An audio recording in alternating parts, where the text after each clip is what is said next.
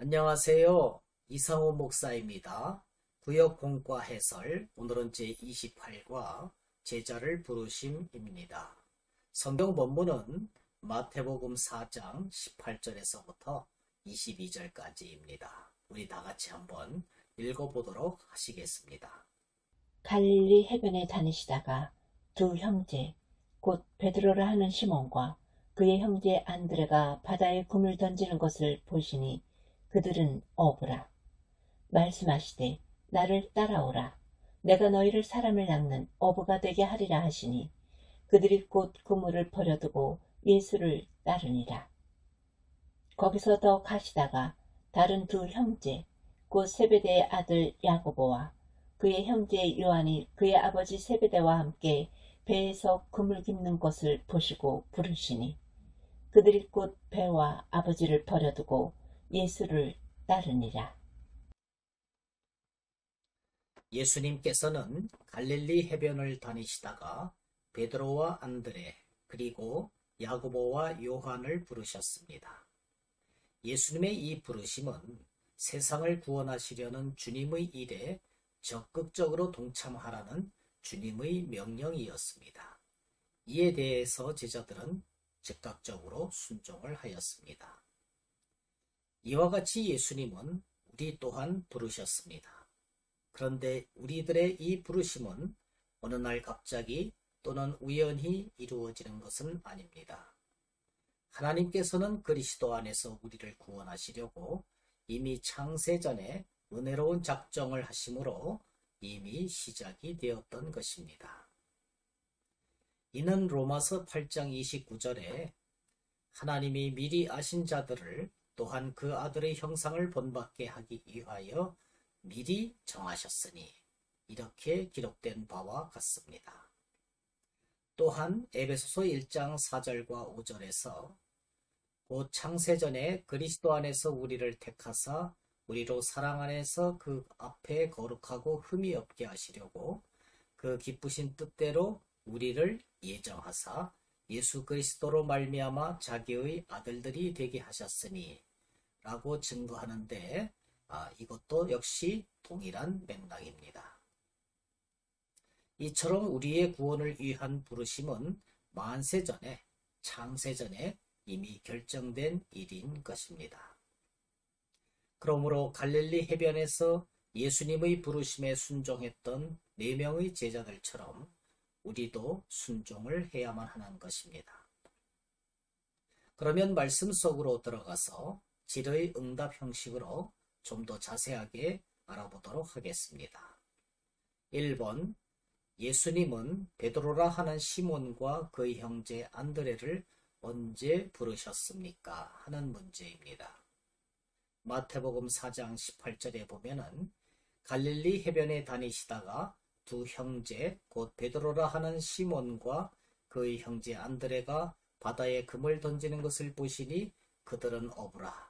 이렇게 증거된 바와 마찬가지로 베드로라 하는 시몬과 그의 형제 안드레가 바다에 금을 던지는 것을 볼 때 그때 예수님께서는 그들을 부르셨습니다.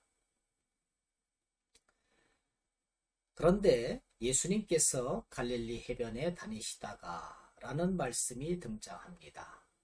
여기에서 다니시다가 곧 원어로 페리파테오라는 단어는 산책하는 것처럼 걷다, 삶을 보내다 이런 의미가 있습니다. 예수님께서는 갈릴리 바다 주위를 마치 산책하듯이 여유롭게 다니셨지만은 주님의 이런 모습도 제자 삼으시려는 그의 삶의 일환이었음을 알 수가 있습니다. 또한 예수님이 그들을 보시니에 사용된 원어 에이도는 즉 보시니라는 뜻의 그 에이도는 단순히 시각적으로만이 아니라 정신적이고 영적인 측면에서 깨닫다, 인식하다 라는 뜻을 가지고 있습니다. 이는 예수님께서 만세전에 이미 작정된 그들을 신적인 통찰력으로 알아보시고 제자로 부르신 것을 의미하는 것입니다. 2번, 예수님은 어부인 베드로라 하는 시몬과 안드레에게 무엇이라고 말씀을 하셨습니까? 마태복음 4장 19절에 나와 있는 바와 마찬가지로 나를 따라오라 내가 너희를 사람을 낚는 어부가 되게 하리라. 이렇게 예수님은 말씀을 하셨습니다. 예수님께서 갈릴리 바다를 거니시다가 베드로와 안드레가 금을 던지는 것을 보시고 그들을 제자로 부르셨습니다. 나를 따라오라. 내가 너희를 사람을 낚는 어부가 되게 하리라. 예수님은 물고기를 낚는 어부인 그들에게 이제는 사람을 낚는 어부가 되게 하시겠다고 말씀을 하셨습니다. 사람을 낚는다는 것은 지옥에 빠진 영혼들을 건져내서 구원한다는 의미입니다. 그런데 예수님은 이런 중차대한 일을 학벌이나 금력, 권력, 성품 등을 따지지 않고 부르셔서 쓰셨습니다. 그들은 하던 일을 멈추고 예수님의 말씀을 들었고 예수님의 부르심에 자신을 맡겼습니다. 3번 베드로와 안드레는 예수님의 부르심에 어떻게 반응을 했습니까? 마태복음 4장 20절에 보는 바와 마찬가지로 그들은 그물을 버려두고 즉시로 예수님을 따랐습니다. 예수님께서 어부들에게 나를 따라오라고 말씀하신 것은 그들이 예수님이 아닌 다른 것을 따르는 삶을 지금까지 살아왔다는 것을 의미합니다. 어부였던 그들도 무언가를 열심히 쫓아서 살아가는 사람들이었습니다. 그런데 나를 따라오라는 예수님의 부르심은 그들의 삶의 방향을 바꾸어 놓았습니다. 이에 그들은 그동안의 생계를 책임져 준 그물을 버리고 즉시 예수님을 따라갔습니다. 예수님을 따르기 위해서 반드시 거쳐야 하는 것은 버림, 곧 정리입니다. 우리는 예수님을 따르는 데 방해가 되는 것을 정리하고 끊어야 합니다. 4번 본문은 그들이 곧 버려두고 예수를 따르니라 이렇게 말씀을 합니다. 예수님을 따르는 삶이 무엇을 의미하는지 한번 우리 이야기해 보세요 하는 문제입니다. 마태복음 4장 20절, 22절 말씀을 볼 때에 예수님을 따른다는 것은 예수님을 나의 구원자이자 주인으로 모시는 것입니다.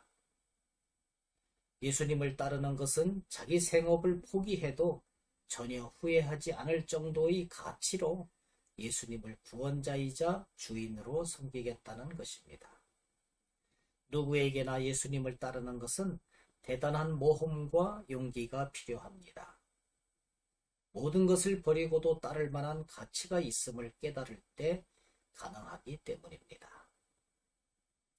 중요한 것을 잡기 위해서 덜 중요한 것, 가치 없는 것을 포기하고 버릴 줄 아는 것이 신앙의 지혜입니다. 결론적으로 우리는 주님이 부르실 때 즉시 따르는 그리스도인이 되어야만 할 것입니다. 감사합니다. 안녕히 계십시오.